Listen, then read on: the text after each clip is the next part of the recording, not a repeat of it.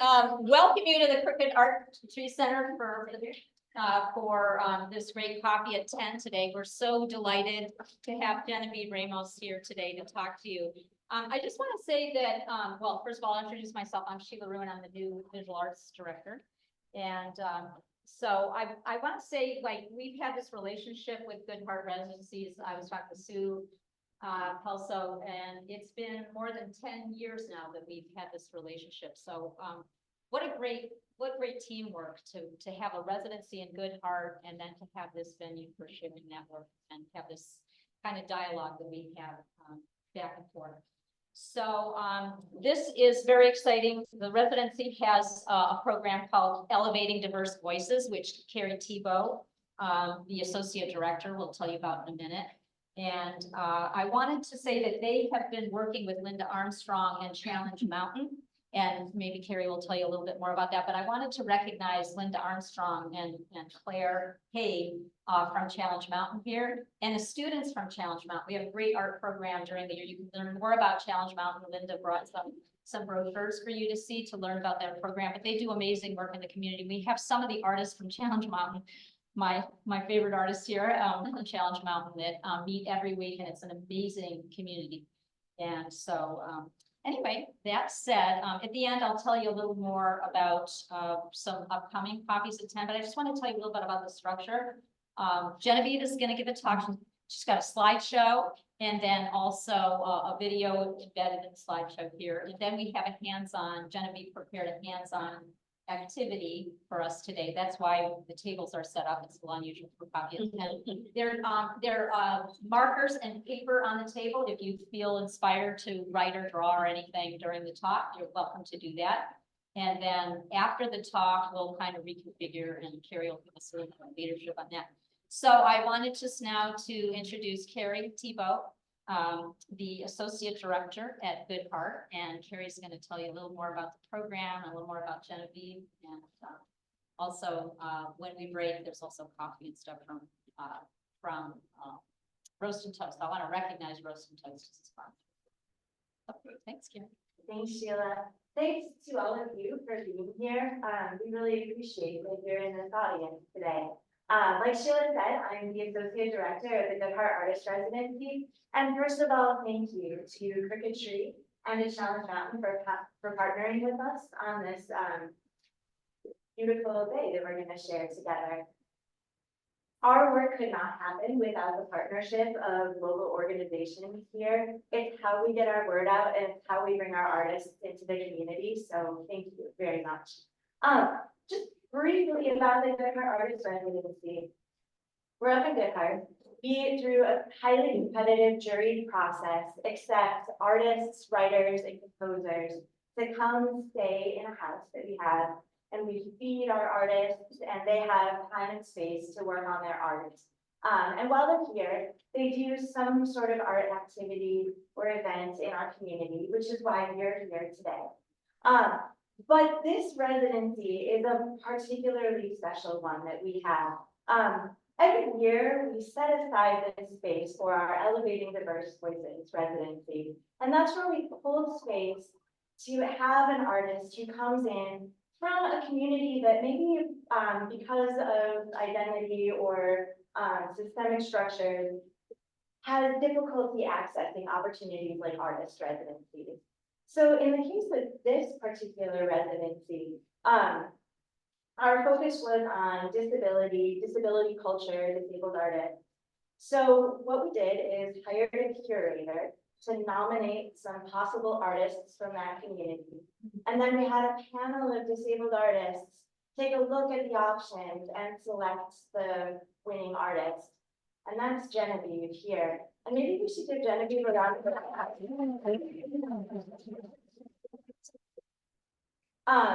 We're so honored to have Genevieve at the residency. To be in her presence is to be in the presence of color and light.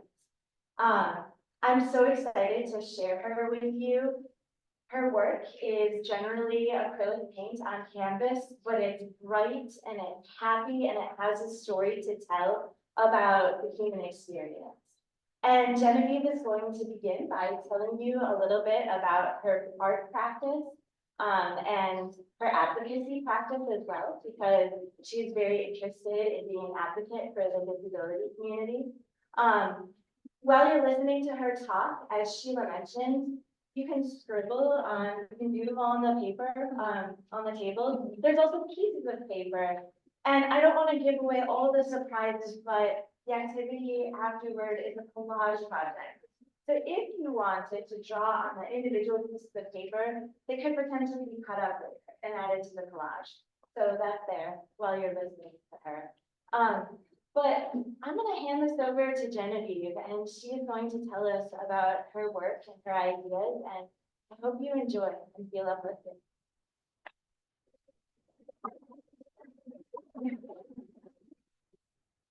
Thank you so much, Gary. And Gary. My name is Genevieve Ramos. I'm a visual artist, and I'm really excited to be here and present to you my slideshow about how my art and advocacy work together in tandem. The way I move through the world and my interpretation and my story, how I became disabled and how I found art. This is a self-portrait. I painted it orange first, and then I used blue color pencils and light acrylic.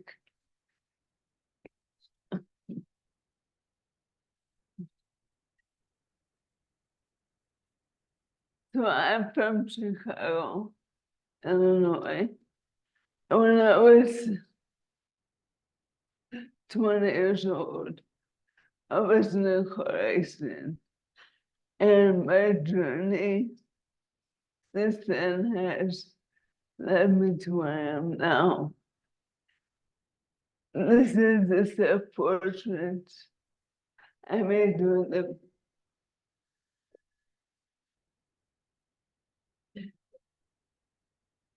I made this piece during the pandemic.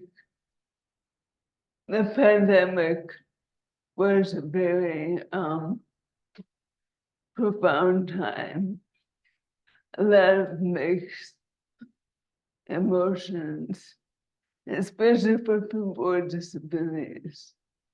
There were already facing barriers and the isolation, not being able to have access to a caregiver because of the COVID protocols.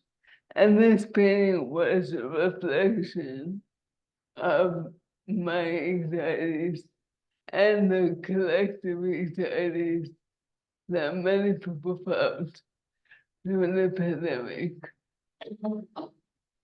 And this is actually Lake Michigan and the other side in Chicago by my home.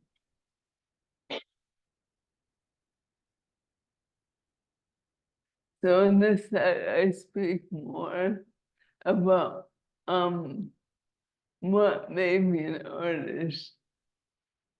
And this was one of the few first pieces that I painted in the hospital. Yeah, I'm very inspired by music. So music is as important as my art materials. And I was inspired by the song by the Yes. And this is one of my probably the fourth painting I've ever painted.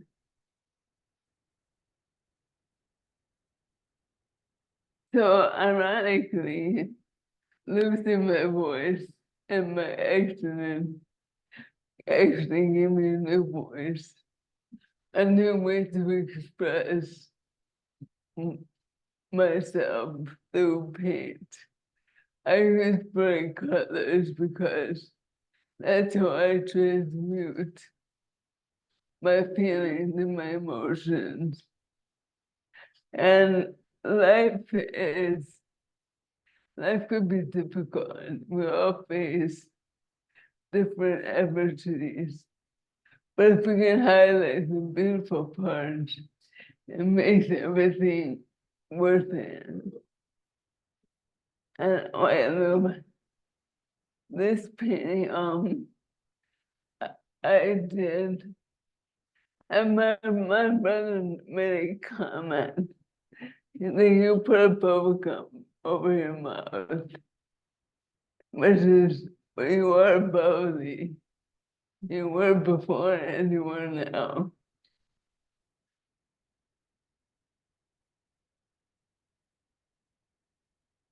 So as you can see, one of my favorite earrings in my scarf with this my guiding light.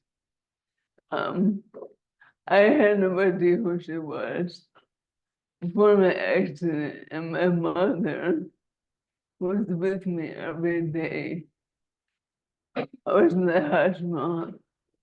She is from Mexico, and she would say, "Oh, my father used to love Diego Rivera, and he had this wife with a condo, and she was also in an accident, and she's very strong." And my mom would tell her, and I found my guiding light, my role model. And this piece, I showed this piece, and when I exhibited, someone said, "Oh my gosh, I love Frida Kahlo. She's such a feminist icon." And then they're like, "Why is there a tear?" Like, because Frida suffered. She had pain, and she was disabled. She had a physical pain as well.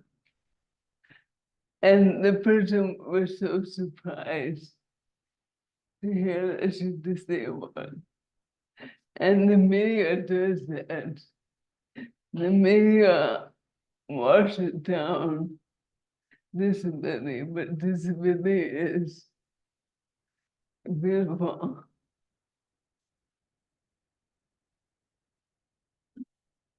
So I have a bachelor's degree in women and gender studies. And before I did major studio arts, and I changed my major because the more I learned about feminism, the more about power and the inspiration behind my work. And this painting, I love the colors of all types of Amazon words, nature, yeah, and I really like to contrast my colors as much as possible.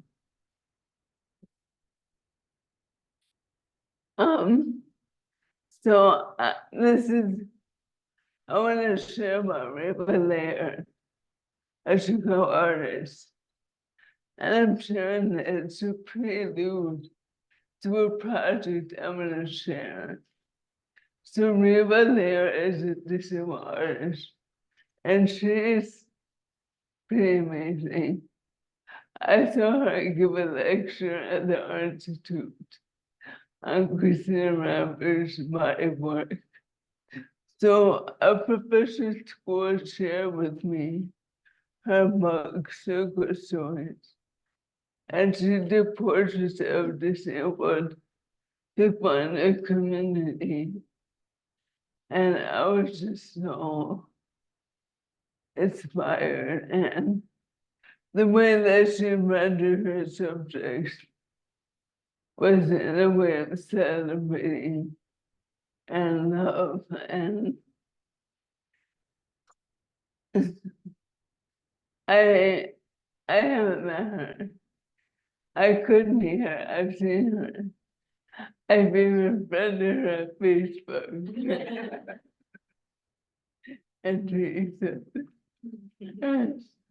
But I really want to meet her. And then I have to introduce myself. So I'm going to talk about my last year project, Crip Paint Power. And I use crip in my community as a way to reown the word crip one. The way the queer community we took back the offensive word and reowned it and used it as theirs. And that's and in the Chicago disability community we all use the word crip. And these portraits I painted, there are 4 panels, 40 by 30 inches each. It took me about almost 2 years to paint them all. And I did a lot of research before. And I'm really excited to share this.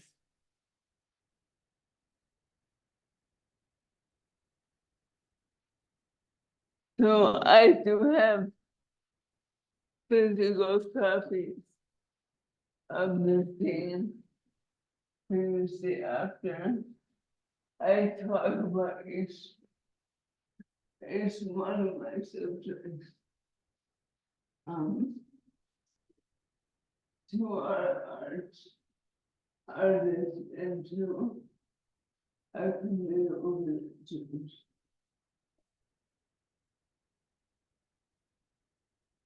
And this is the page of the theme. And the theme was made in collaboration with the disability activism and culture lab at the Art Institute of Chicago. And I have a short clip. Society is to love and respect each other, no matter who you are, how you identify, or what your cultural background or racial background is.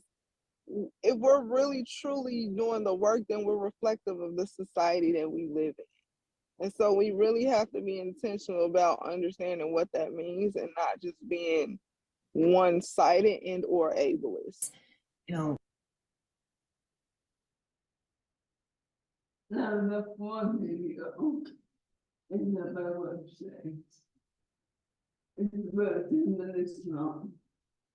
I interview each of my subjects to hear about their work and the disability community and their it's significant to point out that each of them are women of color.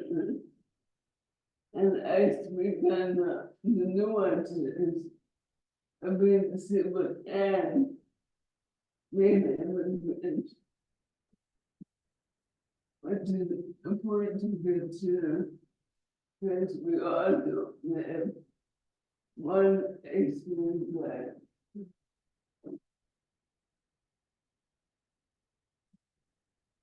Let's very close now. The portrait of Labat. This is Rebecca Torres. She's a dear friend of mine and mentor. She has a nonprofit called Backbones, which is to bring together families and individuals inspired according to me. I really admire her and the work she's done for her communities fun there.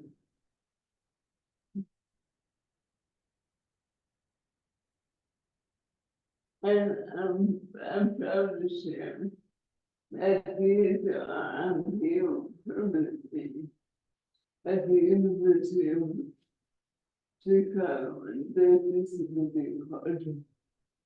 And these booklets talk more in depth about my project.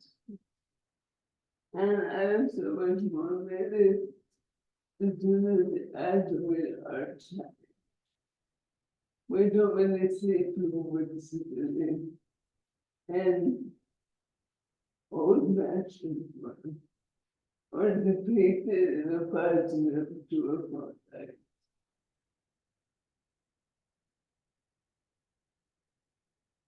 Let's do one of my recent pieces.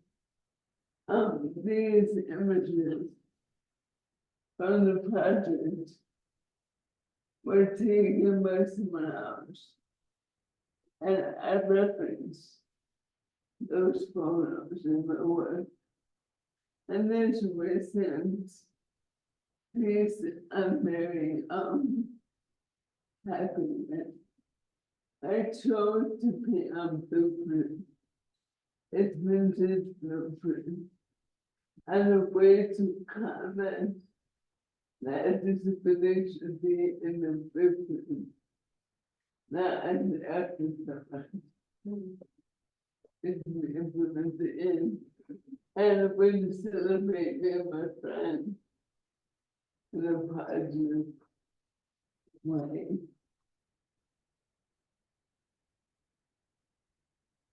And I do have approving events.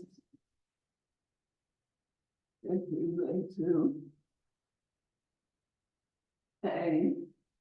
I show regularly right now. I have a piece of it. Women make in Chicago. And that piece will be up at the Municipal Society. And I'm actually looking at some of my body work at the residency for my solo exhibition. And then,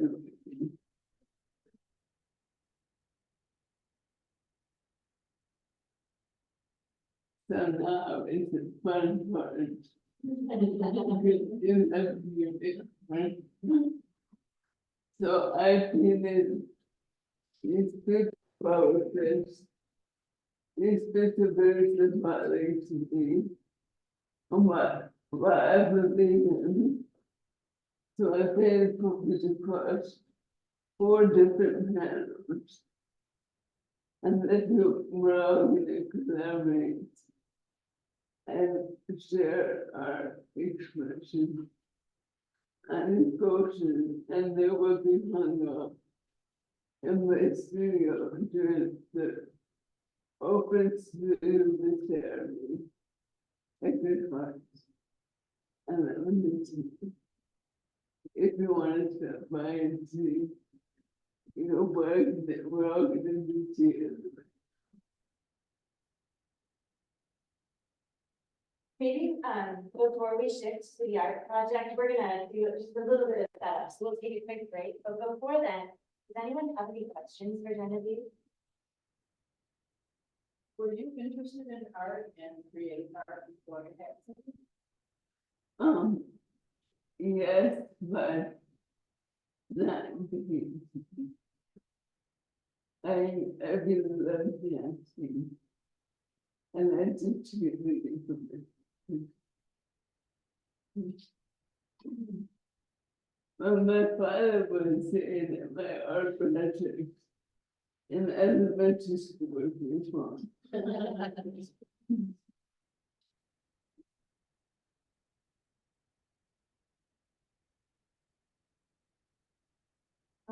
You use a lot of like vibrant colors in the work, and I was wondering how you pick those colors for you. I work very intuitively. Bright colors cheer me up. And I'm just drawn to it, but like it's very confident. I'm very influenced by each other. And knows the way things connect.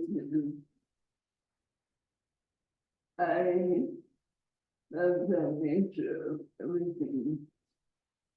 And yeah, I've always been into pink and a very feminine woman. And then the contrast of pink or blue. It's very interesting question. It looks like you integrated the map of the city of Chicago into the portraits with a big background, is that right? It's a blueprint of a theater. In the portraits, the four portraits that you did. Oh, yeah. It's a little like there's a reference to There is. the flag of Chicago. It's, well, because all my portraits live and work in Chicago. And I think, I mean, I'm biased, I think Chicago is such, is ahead of everyone else in terms of the disability portrait. Where really goes in the community. We could have, I collaborate with a winter dancer. But I painted dancing from the video. And you really think about visual artists collaborating as a family artist. And I knew that my work, my community is so important to my work. And I found my work and my community going to workshops. I mean, I never listened to Chicago to doing a piano contract. And I felt like they were like my fairy godmothers.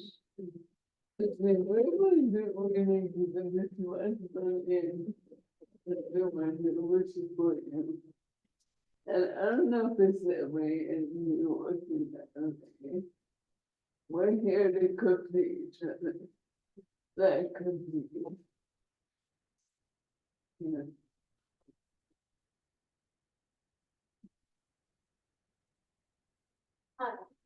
Genevieve, thank you so much for this amazing talk and how you shifted our perspective and enlightened all of us. So thank you.